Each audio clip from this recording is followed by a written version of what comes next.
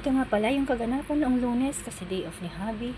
Pero bago niyan, ako muna ay magpapakilala sa inyo. Ako nga pala isang Pilipina na nakapangasawa ng isang Pakistaning mahirap dito sa Dubai. Assalamualaikum everyone. Naimbangal daw tayo amin gagayan ken kakabsat. So dahil nga day off ni Habi na may imbitasyon, hindi lang si Habi ang may day off, pati yung kakambal niya. Gawa nga ng 2 days ago, dumating nga yung asawa niya. So, may imbitasyon na naman sa amin.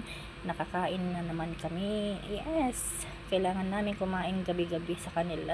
Charot.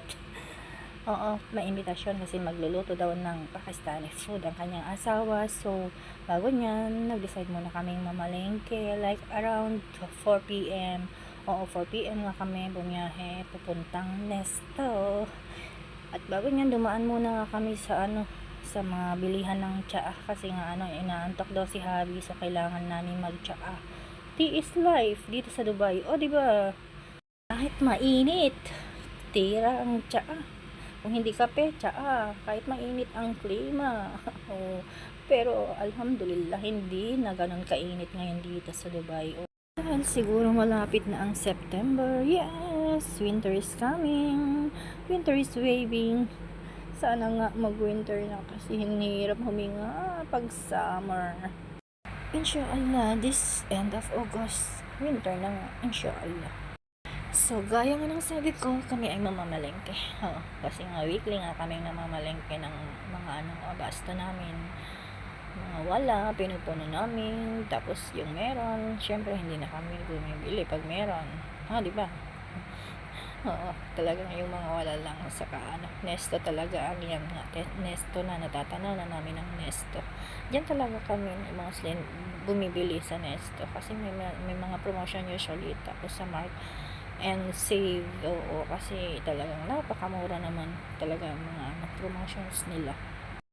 Pero tumaas na rin kahit para mga presyo, hindi na gaya ng dati. Oo, gawa nga ng gera, kaya nagsitaasan ang mga bilihin. Pero yan nga, nagmamadali nga kami mamili kasi nga yun nga, gaya ng sabi ko, nag-imbita, tumawag ang kakambal ni Habi, tumawag kasi magluluto daw yung kanyang asawa ng Pakistani food. So, nung kararating nga ng asawa niya, nag-order lang kami ng dinner namin. Bali hindi, walang luto. In-order lang namin from outside yung kinain namin. So, ngayon nga, kasi nga day off nilang pareho, nag-decide nga yung asawa ni Habi na ipagluto kami ng Pakistani style. Actually, yung asawa ng kakambal ni Habi is bata pa. Nasa 24 yung edad. Diba? Pero ang laki ng katawan. Charot. Kasi nung nasa 24 ako noon, slim pa ako noon, saka sexy. Kumpara sa mga lahi nila, talagang pala, ibang klase yung mga katawan nila. Na-curious nga ako, tinanong ko kay Habi. Pero maganda naman, syempre mga Pakistani, magaganda ang mga mukha. Pero yun nga na yung katawan nila, parang oversize na. Charot. Kahit wala pang anak ba, wala pang anak, pero parang may anak na. Hindi, iba talaga yung katawan nila. Sabi naman ni Habi, ganun talaga yung mga babae sa kanila. Kasi yung nakasanayan nila na pagkatapos kumain, nakaupo lang, walang ginagawa.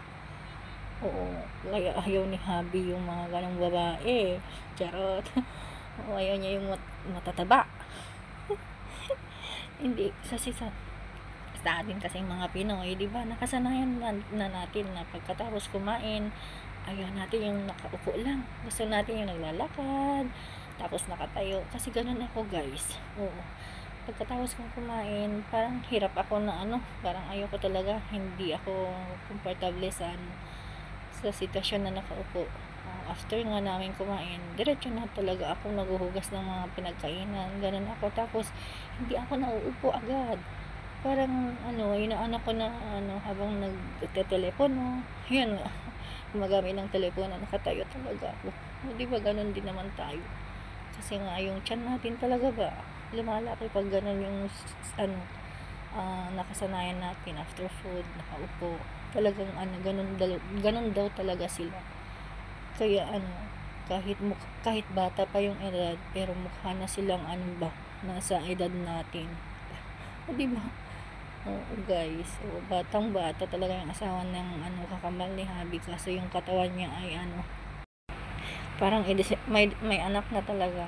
Pag titingnan mo, pag first time ko nga nakita, parang may anak na, pero wala pa talaga, kasi napakabata ba naman. Tapos yun nga, at yan nga, may dala na naman kami. Actually, nagdala kami ng cake. Oo, kasi nga after food, nakasanayan namin kailangan may dessert with tea. Oo, kasi masarap paresan talaga ng tea, especially green tea. Oo, kasi nga ang napili naming biniling cake is yung dark chocolate. Masarap talaga sa green tea, guys. Ayan na nga, for the second time na mag-dinner kami dito sa tahanan ng kakambal ni Habi. That's all for today's video, guys. Allah Hafiz. God bless everyone.